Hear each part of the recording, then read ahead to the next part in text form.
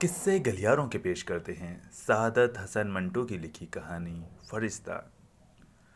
सुर्ख खुरदरे कंबल में उसने बड़ी मुश्किल से करवट बदली और अपनी मुदी हुई आंखें आहिस्ता आहिस्ता खोली।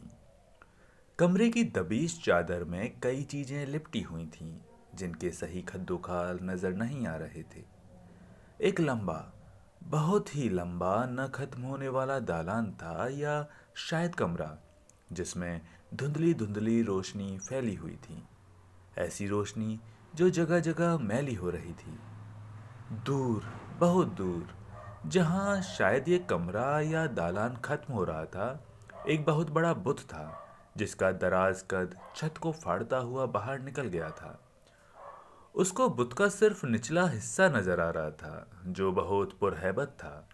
उसने सोचा कि शायद मौत का देवता है जो अपनी हौलनाक शक्ल दिखाने से कसदन गुरेज कर रहा है। उसने होठ गोल करके और जबान पीछे खींचकर उस पुरहैबत बुत की तरफ देखा और सीटी बजाई, बिल्कुल उसी तरह जिस तरह कुत्ते को बुलाने के लिए बजाई जाती है। सीटी का बजना था कि उस कमरे या दालान की धुंधली फजा में अनगिनत दुमें लहराने लगी। लहराते लहराते वो सब एक बहुत बड़े शीशे के मर्तबान में जमा हो गईं जो गालिबन स्प्रिट से भरा हुआ था। आहिस्ता आहिस्ता वो मर्तबान धुंधली फजा में बगैर किसी सहारे के तैरता डोलता उसकी आंखों के पास पहुंच गया। अब वो एक छोटा सा मर्तबान था जिसमें स्प्रिट के अंदर उसका दिल डुबकियां लगा रहा था और धड़कने की नाकाम कोशिश कर रहा था। उसके हलक से दबी दबी चीख निकली। उस मकाम पर जहां उसका दिल हुआ करता था उसने अपना लरसता हुआ हाथ रखा और बेहोश हो गया। मालूम नहीं कितनी देर के बाद उसे होश आया, मगर जब उसने आंखें खोली तो कोहरा गायब था और वो देव हेकल बुद्ध भी। उसका सारा जिस्म पसीने से शराबोर था और बर्फ की तरह ठंडा। मगर उस मुकाम पर जहां उसका दिल था एक आग सी लगी हुई थी। उस आग में कई चीजें जल रही थीं, बेशुमार चीजें, अनगिनत जानी पहचानी और अजनबी अनजानी चीजें तो चटक रही थीं। और मगर उसके अपने गोश्त पोस्त और उसकी अपनी हड्डियों पर कोई असर नहीं हो रहा था। उस झुलसा देने वाली तपिश में भी वो यकबस्ता था। उसने एकदम अपने बर्फीले हाथों से अपनी जरदरू बीवी और सूखे के मारे हुए बच्चों को उठाया और आग में फेंक दिया। अब आग के उस अलाव में अर्जियों के पुलंदे जल रहे थे। हर जवान में लिखी हुई अर्जियां, उन पर उसके अपने हाथ के लिखे हुए दस्तखत वगैरह सब जल रहे थे, आवाज पैदा किए बगैर। आग के शोलों के पीछे उसे अपना चेहरा नजर आया, पसीने से, सर्द पसीने से तरबतर। उसने आग का एक शोला पकड़ा और उससे अपने माथे का पसीना पहुंचकर एक तरफ फेंक दिया। अलाव में गिरते ही वो शोला भीगे हुए स्पंज की तरह रोने लगा। उसको शोलों की ये हालत देखकर बहुत तरस आया। अर्जियां जलती रहीं और वो देखता रहा। थोड़ी देर के बाद उसकी जरदरू बीवी आग में से नमूदार हुई। उसके हाथ में गुदे हुए आटे का थाल था। जल्दी जल्दी उसने पेड़े बनाए और आग में डालना शुरू कर दिया, जो आंख झपकते की देरी से कोयले बनकर सुलगने लगे। उन्हें देखकर उसके पेट में जोर का दर्द उठा। झपट्टा मारकर उसने थाल में से आखिरी पेड़ा उठाया और अपने मुंह में डाल लिया। आटा खुश्क था, रेत की तरह। उसका सांस रुकने लगा और वो फिर बेहोश हो गया। उसकी बंद सोई हुई आंखों के बेदार पर्दे पर तस्वीरों का एक सिलसिला शुरू हो गया। एक बहुत बड़ी मेहराब थी जिस पर जली हरूफ में ये शेर लिखा था, रोजे महशर के जां गुदाज बूद, अव्वली पुरसिस नमाज बूद। वो फौरन पथरीले फर्श पर सजदे में गिर पड़ा। नमाज बख्शवाने के लिए उसने दुआ मांगनी चाहिए, मगर भूख उसके मैदे को इस बुरी तरह डसने लगी कि वो बिलबिला उठा। इतने में किसी ने बड़ी बारोब आवाज से उसे पुकारा, अताउल्लाह। वो खड़ा हो गया।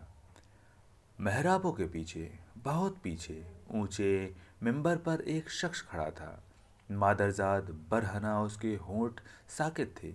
मगर आवाज आ रही थी, अताउल्ला, तुम क्यों जिंदा हो? आदमी सिर्फ उस वक्त तक जिंदा रहता है जब तक उसे कोई सहारा हो। हमें बताओ, कोई ऐसा सहारा है जिसका तुम्हें सहारा हो? तुम बीमार हो, तुम्हारी बीवी आज नहीं तो कल बीमार हो जाएगी। वो जिनका कोई सहारा नहीं होता बीमार होते हैं, जिंदा दरगोर होते हैं। तुम्हारी बीवी खत्म हो रही है, तुम्हारे बच्चे भी खत्म हो रहे हैं। कितने अफसोस की बात है कि तुमने अब तक खुद को, अपने आप को खत्म नहीं किया है, अपने बच्चों और अपनी बीवी को खत्म नहीं किया है। क्या इस खात्मे के लिए भी तुम्हें किसी की जरूरत है? तुम रहमो करम के तालिब हो बेवकूफ, कौन तुम पर रहम करेगा? मौत को क्या पड़ी है कि वो तुम्हें मुसीबतों से निजात दिलाए? उसके लिए ये मुसीबत ही क्या कम है कि वो मौत है। वो किस किस को आए, एक सिर्फ तुम ही अताउल्ला नहीं हो। तुम ऐसे लाखों अताउल्ला इस भरी दुनिया में मौजूद हैं। जाओ, अपनी मुसीबतों का इलाज खुद करो। दो मरियल बच्चों और एक फकाजदा बीवी को हलाक करना कोई मुश्किल काम नहीं। इस बोझ से हल्के हो जाओ तो मौत शर्मसार होकर खुद ब खुद तुम्हारे पास चली आएगी। वो गुस्से से थरथर कांपने लगा। तुम तुम सबसे बड़े जालिम हो। बताओ तुम कौन हो? इससे पेशतर कि मैं अपनी बीवी और बच्चों को हलाक करूं, मैं तुम्हारा खात्मा कर देना चाहता हूं। मादरजाद बहराना शख्स ने कहकहा लगाया और कहा, मैं अताहुल्ला हूं। गौर से देखो, क्या तुम अपने आप को भी नहीं पहचानते? उसने उस नंग धड़ंग आदमी की तरफ देखा और उसकी गर्दन झुक गई। वो वो खुद ही था, बगैर लिबास के। उसका खून खौलने लगा। फर्श में से उसने अपने बड़े हुए नाखूनों से खुरच खुरच कर एक पत्थर निकाला और तान कर मिंबर की तरफ फेंका। उसका सिर चकरा गया। माथे पर हाथ रखा तो उसमें से लहू निकल रहा था। वो भागा, पथरीले सहन को उबूर करके जब बाहर निकला तो हुजूम ने उसे घेर लिया। हुजूम में हर कोई अताउल्ला था और हर एक का माथा लहूलुहान था। बड़ी मुश्किलों से हुजूम को चीर कर वो बाहर निकला और एक तंग व तार सड़क पर देर तक चलता रहा। सड़क के दोनों किनारों पर हशीश और थोहर के पौधे उगे हुए थे और उनमें कहीं कहीं दूसरी जहरीली बूटियां भी थीं।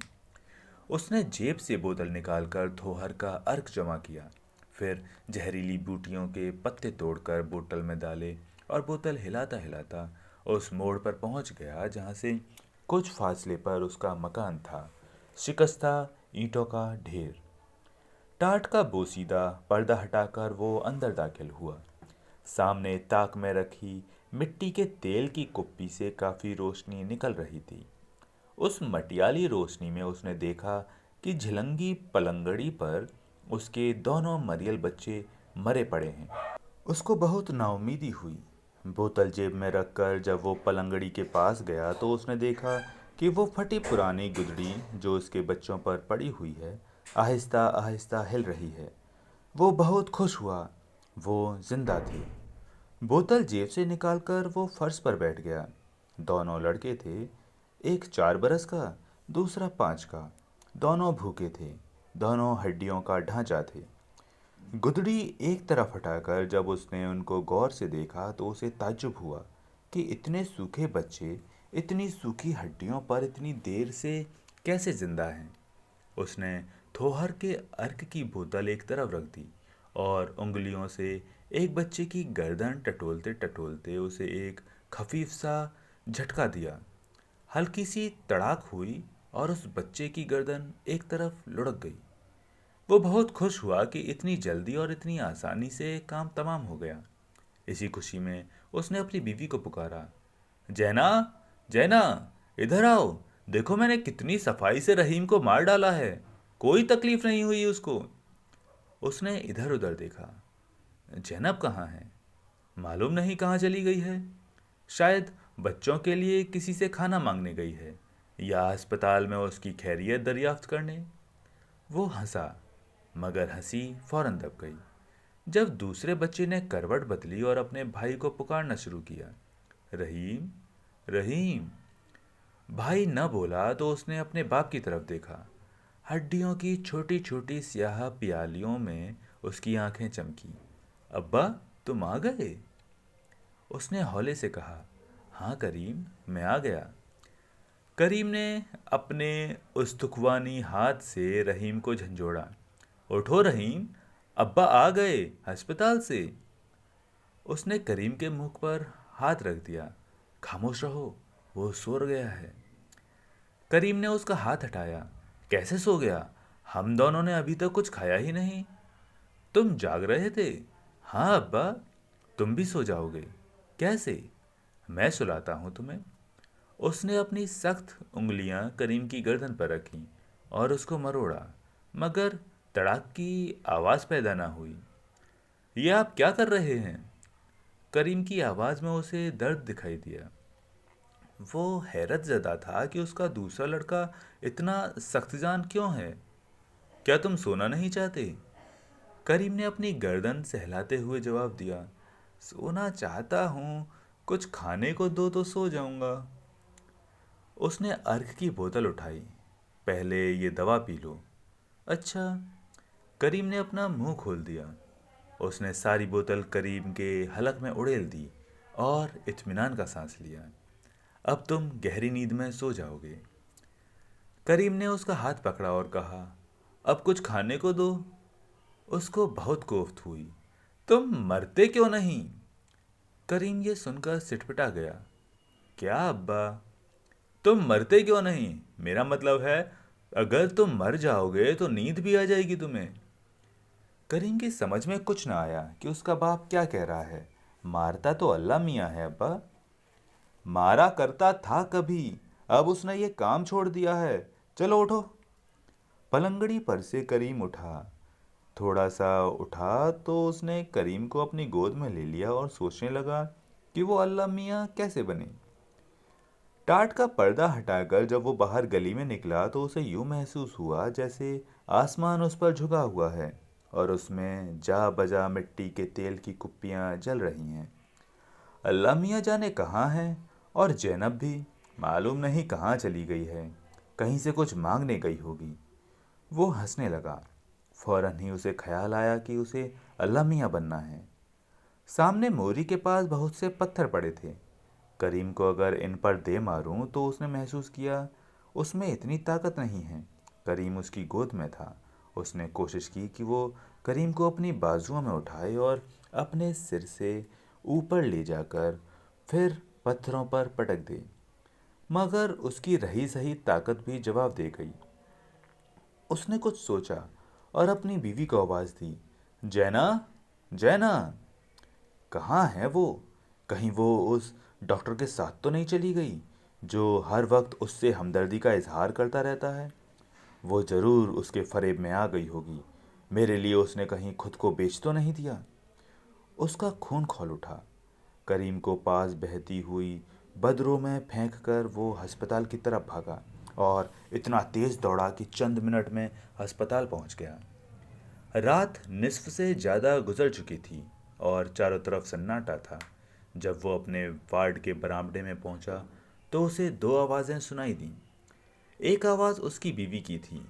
वो किसी से कह रही थी, तुम दगाबाज हो, तुमने मुझे धोखा दिया है, उससे जो कुछ तुम्हें मिला है तुमने अपनी जेब में डाल लिया है। दूसरी आवाज़ किसी मर्द की थी, तुम गलत कहती हो, तुम उसको पसंद नहीं आई इसलिए वो चला गया। उसने महसूस किया उसकी बीवी दीवानावार चिल्ला रही है, तुम बकवास करते हो। ठीक है कि मैं दो बच्चे की माँ हूँ और मेरा वो पहला सा रंग रूप भी नहीं रहा, लेकिन लेकिन वो मुझे कबूल कर लेता। अगर तुम भांजी न मारते तो। तुम बहुत जालिम हो, बड़े कठोर हो। वो साफ देख रहा था कि उसकी बीवी की आवाज़ रूंधने लगी है। मैं कभी तुम्हारे साथ न चलती, मैं कभी इस जिल्लत में न गिरती अगर मेरा खाविंद बीमार और मेरे बच्चे कई दिनों के भूखे न होते। तुमने मुझे क्यों ये जुल्म किया? उसने मर्द की आवाज़ सुनी। वो कोई और नहीं था, मैं खुद था। जब तुम मेरे साथ चल पड़ी तो मैंने खुद को पहचाना। फिर मैंने तुमसे कहा, वो चला गया है, वो जिसके लिए मैं तुम्हें लाया था। मुझे मालूम है कि तुम्हारा खाविंद मर जाएगा, तुम्हारे बच्चे मर जाएंगे और तुम भी मर जाओगी। लेकिन लेकिन क्या? उसे महसूस हुआ उसकी बीवी की आवाज़ तीखी है। मैं मरते दम तक जिंदा रहूंगा। अगर मैं तुम्हें कहीं ले जाता तो मैं जिल्लत की ज़िंदगी में फंस जाता, जो मौत से भी कहीं ज़्यादा खौफनाक होती। चलो आओ, अताउल्ला को देखें। अताउल्ला यहाँ खड़ा है, उसने भिजी हुई आवाज़ में कहा। दो साए उसकी तरफ पलटे। उससे कुछ फासले पर वही डॉक्टर खड़ा था, जो उसकी बीवी से हमदर्दी का इजहार किया करता था। डॉक्टर के मुंह से सिर्फ इस कदर निकल सका, तुम? हाँ मैं तुम्हारी सब बातें सुन चुका हूँ। फिर उसने अपनी बीवी की तरफ देखा। जैना, मैंने रहीम और करीम दोनों को मार डाला है। अब मैं और तुम बाकी रह गए हैं। जैनब चीखी, मार डाला? तुमने दोनों बच्चों को? उसने बड़े पुरसुकून लहजे में कहा। हाँ, उन्हें कोई तकलीफ नहीं हुई। मेरा ख्याल है तुम्हें भी कोई तकलीफ नहीं होगी। डॉक्टर साहब जो मौजूद हैं। डॉक्टर कांपने लगा। वो आगे बढ़ा और डॉक्टर से मुखातिब हुआ। ऐसा इंजेक्शन दो कि फौरन मर जाए। डॉक्टर ने कांपती हुई आवाज़ में करीब से गुजरती हुई नर्स को एक खास इंजेक्शन लाने के लिए कहा और घबराहट में टहलने लगा। नर्स के लौटते ही डॉक्टर ने जैनब को इंजेक्शन दिया। डॉक्टर ने जैनब के बाजू से सुई निकाली ही थी कि वो फर्श पर गिर पड़ी और मर गई। जैनब की जगवान पर आखिरी अल्फाज थे, मेरे बच्चे, मेरे बच्चे, जिन्हें वो अच्छी तरह अदा न कर सकी। उसने इत्मीनान का सांस लिया। चलो, ये भी हो गया। अब सिर्फ मैं बाकी रह गया। लेकिन अब हमारे पास ऐसा और कोई इंजेक्शन बाकी नहीं बचा है। डॉक्टर के लहजे में बड़ी तेजी थी। वो परेशान हो गया। फिर संभल कर उसने डॉक्टर से कहा, कोई बात नहीं, मैं अंदर अपने बिस्तर पर लेटता हूँ। तुम इत्मीनान से इंतज़ाम करो। बिस्तर पर वो सुर्ख खुरदुरे कंबल में लिपटे लिपटे उसने बड़ी मुश्किल से करवट बदली और आहिस्ता आहिस्ता अपनी मुदी हुई आंखें खोली। कोहरे की चादर में कई चीज़ें लिपटी हुई थीं और उनके सही खद्दो खाल नज़र नहीं आ रहे थे। एक लंबा, बहुत लंबा, न खत्म होने वाला दालान था या शायद कमरा, जिसमें धुंधली धुंधली रोशनी फैली हुई थी। ऐसी रोशनी जो जगह जगह मैली हो रही थी। दूर, बहुत दूर एक नन्हा फरिश्ता खड़ा था। जब वो उसकी तरफ बढ़ने लगा तो वो बड़ा होता गया और उसकी चारपाई के पास पहुंचकर डॉक्टर बन गया। वही डॉक्टर जो उसकी बीवी से हर वक्त हमदर्दी का इजहार किया करता था और बड़े प्यार से दिलासा भी दिया करता था। उसने उठने की कोशिश की, आइए डॉक्टर साहब। मगर डॉक्टर साहब एकदम गायब हो गए। वो लेट गया। उसकी आंखें खुली हुई थीं। कोहरा दूर हो चुका था। मालूम नहीं कहाँ गायब हो गया था। उसके दिमाग में कुछ भी न था, या शायद बहुत कुछ था। एकदम वार्ड में शोर बुलंद हुआ। सबसे ऊंची आवाज़, जो चीख से मुशाबह थी, जैनब की थी, उसकी बीवी की। वो कुछ कह रही थी, मालूम नहीं क्या कह रही थी। उसने उठने की कोशिश की, जैनब को आवाज़ देने की कोशिश की, मगर नाकाम रहा। धुंध फिर छाने लगी। दालान या कमरा लंबा, बहुत लंबा होता चला गया। फिर जैनब आई। उसकी हालत दीवानों की सी हो रही थी। जैनब ने अपने दोनों हाथों से उसको झंझोड़ना शुरू किया। मैंने उसे मार डाला है, मैंने उस हरामजादे को मार डाला है। किसको? उसी को जो मुझसे इतनी हमदर्दी जताया करता था। उसने मुझसे कहा था कि वो तुम्हें बचा लेगा। वो झूठा था, दगाबाज था। उसका दिल तवे की कालिक से भी ज़्यादा काला था। उसने मुझे। इसके आगे जैनब कुछ न कह सकी। उसके दिमाग में बेशुमार ख्यालात आ गए और आपस में गड़मड़ हो गए। तुम्हें तो उसने मार डाला था। जैनब चीखी, नहीं, मैंने उसे मार डाला है। वो चंद लम्हे खला में देखता रहा। फिर उसने जैनब को हाथ से एक तरफ हटाया। तुम उधर हो जाओ, वो आ रहा है। कौन? वही डॉक्टर, वही फरिश्ता। वो उसकी चारपाई के करीब आया। उसके हाथ में सिरिंज थी। वो मुस्कुराया। ले आए? उसने इस बात से सिर हिलाया। हाँ, ले आया। उसने अपना लर्जा बाजू उसकी तरफ बढ़ा दिया। तो लगा दो। उसने सुई उसके बाजू में घोंप दी। वो मर गया। जैनब उसे झंझोड़ने लगी। उठो, उठो, करीम रहीब के अब्बा उठो, यह अस्पताल बहुत बुरी जगह है, चलो घर चलें। थोड़ी देर के बाद अस्पताल के अमले ने जैनब को उसके खाविंद की लाश से बमुश्किल अलग किया। तो दोस्तों, ये थी कहानी फरिश्ता, लेखक सादत हसन मंटो। उम्मीद है आपको कहानी पसंद आई होगी। अगर कहानी पसंद आई है तो वीडियो को लाइक करें, चैनल को सब्सक्राइब करें और बेल आइकन को दबाना ना भूलें। मिलते हैं किसी और दिन किसी नई कहानी के साथ। तब तक के लिए नमस्कार।